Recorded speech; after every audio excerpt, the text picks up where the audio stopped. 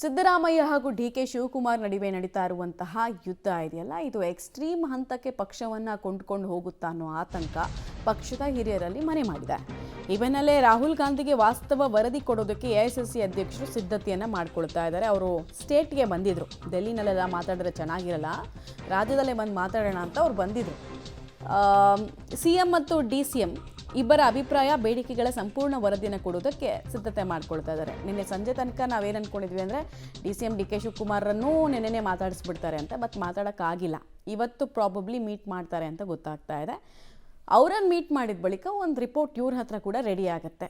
ಇಬ್ಬರು ಹೇಗಿದ್ದಾರೆ, ಇಬ್ಬರಲ್ಲಿ ಯಾರು ರೆಡ್ ಸಿಗ್ನಲ್ ತೋರಿಸ್ತಾ ಇದ್ದಾರೆ, ಯಾರಿಗೆ ಗ್ರೀನ್ ಸಿಗ್ನಲ್ ಸಿಗೋ ಸಾಧ್ಯತೆ ಇದೆ, ಆಮೇಲೆ ಅವ್ರ ಕಡೆಯಿಂದ ಸಿಗ್ನಲ್ಸ್ ಒಂದು ವೇಳೆ ಅವ್ರು ಅಂದ್ಕೊಂಡಿದ್ದಾಗಿಲ್ಲ ಅಂದರೆ ಏನು ಮಾಡ್ತಾರೆ, ನಾವೇನು ಮಾಡ್ಬೋದು, ಈ ಥರದ್ದೆಲ್ಲ ಚರ್ಚೆಗಳನ್ನು ಮಾಡಬಹುದು. ಅನ್ಡೌಟೆಡ್ಲಿ ಮಲ್ಲಿಕಾರ್ಜುನ್ ಖರ್ಗೆ ಅವರಿಗೆ ರಾಜ್ಯದ ಸ್ಥಿತಿಗತಿ ಗೊತ್ತಿದೆ, ಮತ್ತಿಬ್ಬರು ನಾಯಕರ ಸ್ಟ್ರೆಂತ್ ಏನು ಅನ್ನೋದು ಗೊತ್ತಿದೆ. ಹಾಗಾದರೆ ಸಂಧಾನ ಈ ಬಾರಿ ಆದರೆ ಎಷ್ಟು ಜನ ನಾಯಕರ ಸಮ್ಮುಖದಲ್ಲಿ ಆಗತ್ತೆ? 6 ನಾಯಕರ ಸಮ್ಮುಖದಲ್ಲಿ ಸಂಧಾನ ನಡೆಯುವ ಸಾಧ್ಯತೆ ಇದೆ. ರಾಹುಲ್ ಗಾಂಧಿಗೆ ವಾಸ್ತವ ವರದಿ ಕೊಡೋದಕ್ಕೆ ಖರ್ಗೆ ಸಿದ್ಧತೆಯನ್ನು ಮಾಡ್ಕೊಳ್ತಾ ಇದ್ದಾರೆ. ಸಿದ್ದರಾಮಯ್ಯ, ಡಿಕೆ ಶಿವಕುಮಾರ್ ಅಭಿಪ್ರಾಯ ಮತ್ತು ಬೇಡಿಕೆಗಳ ಸಂಪೂರ್ಣ ವರದಿ ಇದಾಗಿರುತ್ತೆ ನಿಶ್ಚಿತವಾಗಿ. ಆಮೇಲೆ ಈ ವಾರದಲ್ಲೇ ಹೈಕಮಾಂಡ್ ಮಟ್ಟದಲ್ಲಿ ಉನ್ನತ ಮಟ್ಟದ ಸಭೆ ನಡೆಸುವಂತಹ ಸಾಧ್ಯತೆ ಇದೆ. 6 ನಾಯಕರ ಸಮ್ಮುಖದಲ್ಲಿ ಪವರ್ ಸಂಧಾನ ಸೂತ್ರ ಇರುತ್ತೆ ಅಂತ ಹೇಳಲಾಗ್ತಾ ಇದೆ. ಸೋನಿಯಾ ಗಾಂಧಿ 6 ನಾಯಕರು ಯಾರು ಅಂತ ಕೇಳಿದರೆ, ಸೋನಿಯಾ ಗಾಂಧಿ, ರಾಹುಲ್ ಗಾಂಧಿ, ಪ್ರಿಯಾಂಕಾ ವಾದ್ರಾ, ಮಲ್ಲಿಕಾರ್ಜುನ್ ಖರ್ಗೆ, ವೇಣುಗೋಪಾಲ್, ಸುರ್ಜೇವಾಲಾ ನೇತೃತ್ವದಲ್ಲಿ ಮೊದಲ ಸಭೆ ಆಗುತ್ತೆ. ಎಲ್ಲರೂ ಕೂಡ ಗಾಂಧಿ ಕುಟುಂಬದ ಫಸ್ಟ್ ಸರ್ಕಲ್.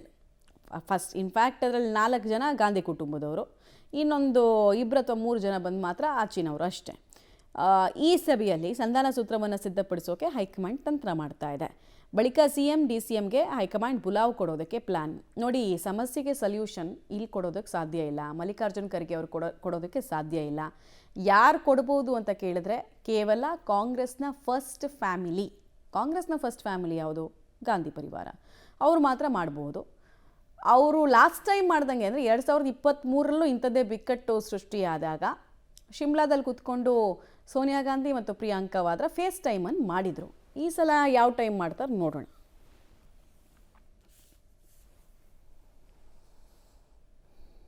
ಚಿಕ್ಕಬಳ್ಳಾಪುರ ಜಿಲ್ಲೆಗೆ ಸಿಎಂ ಸಿದ್ದರಾಮಯ್ಯ ಮತ್ತು ಡಿಸಿಎಂ ಡಿಕೆ ಶಿವಕುಮಾರ್ ಈ ನಡುವೆ ಭೇಟಿ ಕೊಡ್ತಾ ಇದ್ದಾರೆ. ಜೆಡಿಎಸ್ ಶಾಸಕ ರವಿಕುಮಾರ್ ಕ್ಷೇತ್ರದಲ್ಲೇ ಕಾಂಗ್ರೆಸ್ ಸರ್ಕಾರದ ಅಭಿವೃದ್ಧಿ ಶಕ್ತಿ ಪ್ರದರ್ಶನಕ್ಕೆ ಬೃಹತ್ ವೇದಿಕೆ ಸಿದ್ಧವಾಗಿದೆ. ಸರಿಸುಮಾರು 200 ಕೋಟಿ ರೂಪಾಯಿಗಳ ವೆಚ್ಚದಲ್ಲಿ ಹೈಟೆಕ್ ರೇಷ್ಮೆ ಗೂಡಿನ ಮಾರುಕಟ್ಟೆಯ ಜೊತೆಗೆ ಶಿಡ್ಲಘಟ್ಟ ಪಟ್ಟಣಕ್ಕೆ ರಾಮಸಮುದ್ರ ಕೆರೆಯಿಂದ ಕುಡಿಯುವ ನೀರು ಒದಗಿಸುವ ಬಹುನಿರೀಕ್ಷಿತ ಯೋಜನೆ ಹಾಗೂ HN ವ್ಯಾಲಿ 3ನೇ ಹಂತದಲ್ಲಿ 164 ಕೆರೆಗಳಿಗೆ ನೀರು ಹರಿಸುವಂತಹ ಯೋಜನೆ ಸೇರಿದಂತೆ 2,000 ಕೋಟಿ ರೂಪಾಯಿಗಳ ವಿವಿಧ ಅಭಿವೃದ್ಧಿ ಕಾಮಗಾರಿಗಳ ಉದ್ಘಾಟನೆ, ಶಂಕುಸ್ಥಾಪನೆ ಮತ್ತು ಫಲಾನುಭವಿಗಳಿಗೆ ಸವಲತ್ತುಗಳ ವಿತರಣಾ ಕಾರ್ಯಕ್ರಮ ಆಯೋಜನೆ ಮಾಡಲಾಗಿದೆ. ಕುರ್ಚಿ ಕದನದ ನಡುವೆ ಇಬ್ಬರು ನಾಯಕರು ಎದುರು ಬದರಾಗ್ತಾ ಇದ್ದು, ಇಬ್ಬರ ನಡೆ ಮೇಲೆ ಎಲ್ಲರ ಕುತೂಹಲದ ಕಣ್ಣು ನೆಟ್ಟಿದೆ. ಸಿಎಂ ಆಗಮಿಸುವ ಹಿನ್ನೆಲೆಯಲ್ಲಿ ಜಿಲ್ಲೆಯ ರೈತಪರ ಸಂಘಟನೆಗಳು ಹೋರಾಟಕ್ಕಿಳಿದಿದೆ. ಬಿಗಿ ಭದ್ರತೆಯನ್ನು ಪೊಲೀಸರು ಸದ್ಯಕ್ಕೆ ಕೈಗೊಂಡಿದ್ದಾರೆ. ಚಿಕ್ಕಬಳ್ಳಾಪುರ ಡಿಸ್ಟ್ರಿಕ್ಟ್ ಶಿಲ್ಘಟ್ಟ ಟೌನ್ಗೆ ಮಾನ್ಯ ಮುಖ್ಯಮಂತ್ರಿ ಅವರು ಮಿನಿಸ್ಟರ್ಸ್ಗಳು ಬರ್ತಾ ಇದ್ದಾರೆ. ಈ ಪ್ರೋಗ್ರಾಮ್ಗೆ ಒಂದು ವೇದಿಕೆ ಪ್ರೋಗ್ರಾಮ್ಗೆ ಬರ್ತಾ ಇದ್ದಾರೆ. ಅರೌಂಡ್ 40,000 to 50,000 ಎಕ್ಸ್ಪೆಕ್ಟೆಡ್ ಕ್ರೌಡ್ ಇದೆ ನಮ್ಮ ಮಾಹಿತಿ ಪ್ರಕಾರ.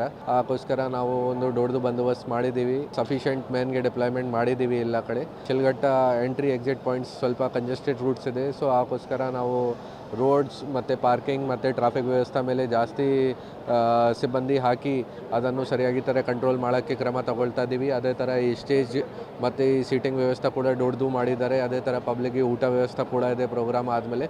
ಸೊ ಎಲ್ಲ ಇಂಪಾರ್ಟೆಂಟ್ ಪಾಯಿಂಟ್ಸಲ್ಲಿ ನಾವು ಸ್ಟಾಫ್ದು ವ್ಯವಸ್ಥೆ ಮಾಡಿದ್ದೀವಿ. ಅರೌಂಡ್ 800 ಸ್ಟಾಫ್ ಟೋಟಲ್ ವ್ಯವಸ್ಥೆ ಮಾಡಿದ್ದೀವಿ. ಟೋಟಲ್ 8 DR ಪಾರ್ಟೀಸ್ ಇದೆ, ರಿಸರ್ವ್ ಪಾರ್ಟೀಸ್ ಇದೆ ಮತ್ತು 4 KSRP ಬಂದಿದೆ. ಅದೇ ಥರ